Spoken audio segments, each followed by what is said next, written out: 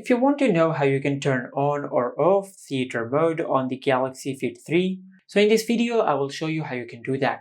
First of all, just swipe up and open the app drawer, and in the app drawer, just tap on Settings. In Settings, just go to Modes, and under the Mode section, you will find the option of Theater Mode.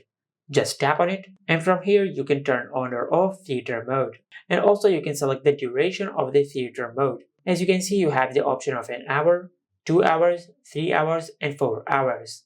Just select the option which you want, and by doing that you will enable theater mode for the selected duration. And to turn it off, just disable this toggle, and by doing that you will turn off theater mode.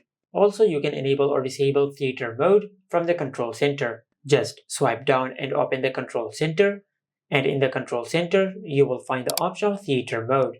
Just tap on it to turn it on. Then tap on it one more time and you can turn it off. And this is how you can turn on or off theater mode on the Galaxy Fit 3. Make sure to like, comment, and subscribe. Thank you for watching.